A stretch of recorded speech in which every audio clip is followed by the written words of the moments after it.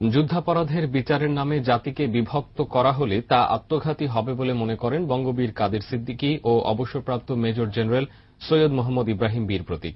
তারা বলেন, এই বিচারকে নির্বাচনী ইস্যু করে আগামী নির্বাচনে ক্ষমতায় আসার স্বপ্ন বাস্তবে পরিণত হবে না। আজ ঢাকা রিপোর্টার্স ইউনিটিতে গোলটেবিল আলোচনায় এসব মন্তব্য করেন খ্যাতিমান এই দুই মুক্তিযোদ্ধা।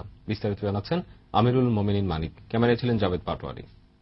মানবতা বিরোধী অপরাধের বিচার শিরোনামে শুক্রবার মুক্ত চিন্তা নামের সংগঠন আয়োজন করে এক গোলটেবিল আলোচনার। প্রধান বক্তা ছিলেন বঙ্গবীর কাদের সিদ্দিকী বীরোত্তম। তিনি বলেন, গোটা জাতি যুদ্ধাপরাধের বিচার চাইলেও সরকারের আন্তরিকতা নেই। অপরাধ ট্রাইব্যুনালে আন্তর্জাতিক মানের আইনজীবী নেই বলে অভিযোগ করেন কাদের সিদ্দিকী। বঙ্গবন্ধু শেখ মুজিবুর রহমান 1972 সালে তিনি বিভক্ত জাতিকে একত্র করবার জন্য 73 সালে সাধারণ ক্ষমা ঘোষণা করেছিলেন।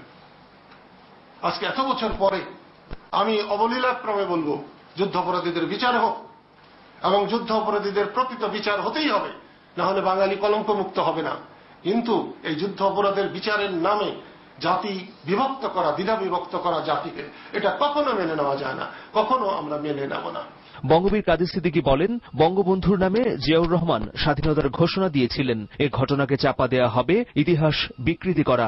বঙ্গবন্ধুর পক্ষে জিয়াউর রহমান স্বাধীনতার ঘোষণা দিয়েছেন, এটা 1 কোটি বার সত্য। আর যদি জিয়াউর রহমানের স্বাধীনতার ঘোষণা দিয়ে দেশ স্বাধীন করেছে, তাহলে 1 কোটি বার এটা মিথ্যা। মেজর জেনারেল অবসরপ্রাপ্ত সৈয়দ মোহাম্মদ ইব্রাহিম বীর প্রতীক বলেন, যুদ্ধাপরাধের বিচার শেষ করতে হলে সরকারকে রাজনৈতিক অভিলাষ থেকে সরে আসতে হবে। এটি আরেকটি রাজনৈতিক কৌশল কিনা, কারণ নির্বাচনের আগে তখন বলা হবে যুদ্ধ অপরাধীদের বিচারটা শেষ করতে পারি নাই, আপনারা যদি আমাদেরকে আবার ক্ষমতায় না আনেন এই বিষয়টা ইনকমপ্লিট থেকে যাবে, অসম্পূর্ণ থেকে যাবে। যেমন 2008-এ ভোট চাওয়ার সময় ঠিকই কথাটা বলা হয়েছে।